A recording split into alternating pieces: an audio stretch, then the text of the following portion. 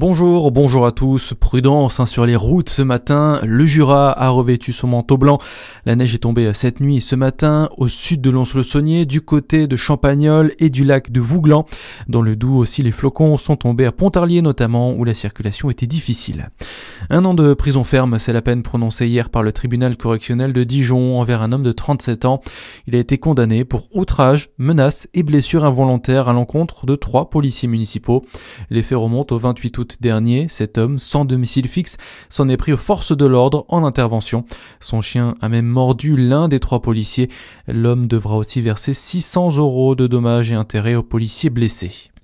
Une opération sachet de boulangerie dans le Doubs pour lutter contre les violences faites aux femmes dans le cadre de la journée internationale qui aura lieu le 25 novembre. La préfecture et ses partenaires ont décidé de distribuer 165 000 sachets de boulangerie qui illustrent le violentomètre et les différents numéros d'aide aux victimes. Écoutez Jennifer Roussel, directrice du cabinet du préfet du Doubs.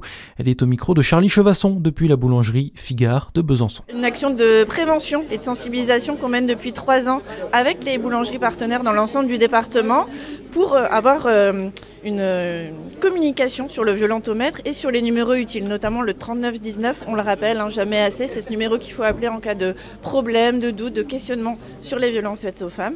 C'est une action qu'on mène aussi à Pontarlier, à Montbéliard, avec l'ensemble des partenaires, avec la ville de Besançon, avec le CDFF, avec Solidarité Femmes, avec Franck Victime, voilà l'ensemble des partenaires impliqués dans cette action de prévention et de sensibilisation contre les violences faites aux femmes. Initiative cofinancée par la Direction régionale aux droits des femmes et à l'égalité, Grand Besançon Métropole, et le Conseil départemental d'accès aux droits. La tristesse des pompiers de Saint-Claude. Sur Facebook, ils rendent hommage à leur collègue Momo, comme il était surnommé. Sylvain Mora est mort mardi après un accident de moto sur les routes du Jura le 9 novembre dernier. Nous avons perdu bien plus qu'un collègue, un ami, un frère de cœur, un pompier profondément engagé, écrivent les sapeurs-pompiers saint-claudiens. Dans l'actualité aussi, une semaine après l'assassinat de Mehdi Kessassi, les ministres de la Justice, Gérald Darmanin, et de l'Intérieur, Laurent Nunez, sont attendus à Marseille ce matin. Hier, le frère de la victime, Amine Kessassi, était aux 20h de France 2. Le militant écologiste engagé contre les trafics de drogue, lui, a appelé le gouvernement à mettre en place plus de moyens.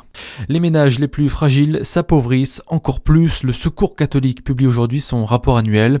Le revenu médian des personnes accueillies par l'association a ainsi reculé au cours des 10 dernières années, en passant de 658 à 565 € mensuels.